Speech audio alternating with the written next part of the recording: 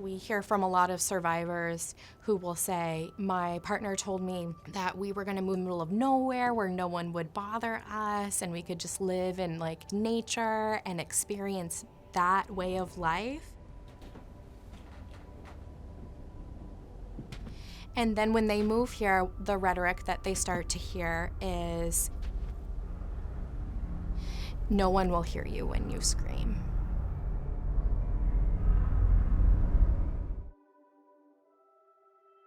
Domestic abuse and domestic violence is a pattern of coercive, controlling behaviors where one individual is purposefully choosing to be hurtful and harmful and abusive to people that they have intimate relationships with. I worked with somebody once who described to me that when they left the house, they had to write down the mileage on their odometer. And when they got back, their husband would check it to see exactly how far they had been to make sure they hadn't gone any further than it took to get to the grocery store.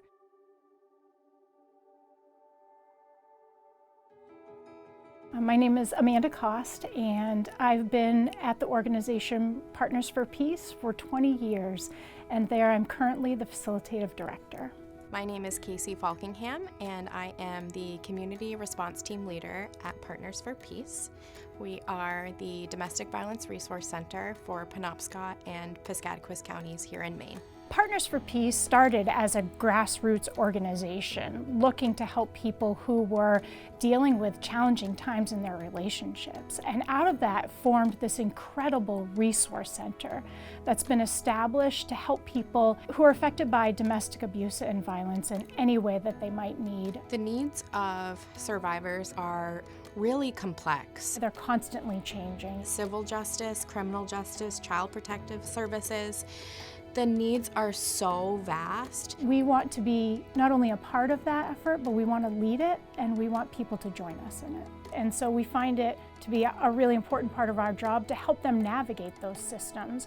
Our most important job, though, when it comes to helping a person navigate any system is just to be there to listen, to be there to support them, validate their experience and what has been going on, and remind them that they're not alone.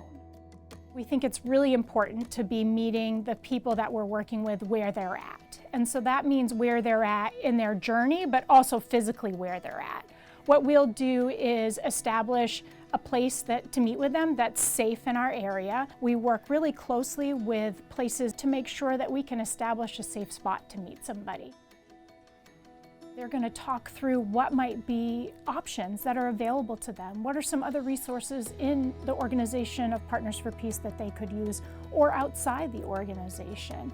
They're going to come to a place where they create a plan of what's next. What do the next steps look like? After the plan's been crafted, we hope that it will help them achieve what it is that they were looking to achieve, that it will keep them safe, reduce the risks involved, and that they'll come back to us when they need more help and support.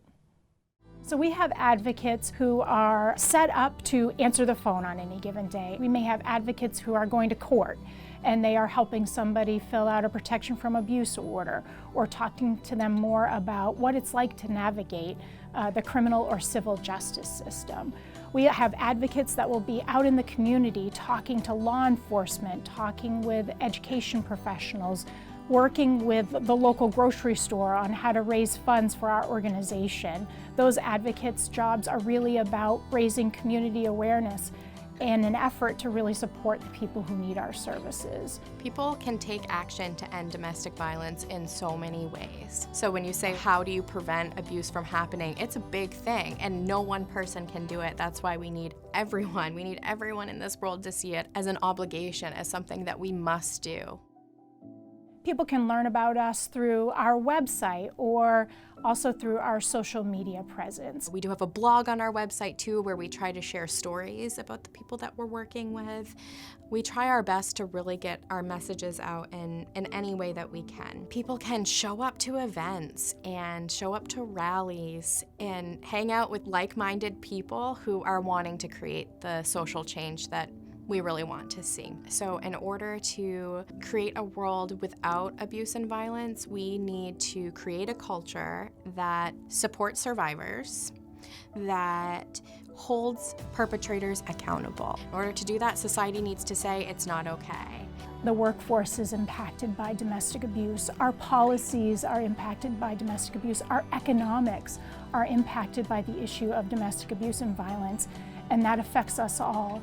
And so therefore we all have a responsibility to figure out what we can do, what we can change, how we can help, so that future generations, economies, and environments, and families and homes are not affected by domestic abuse.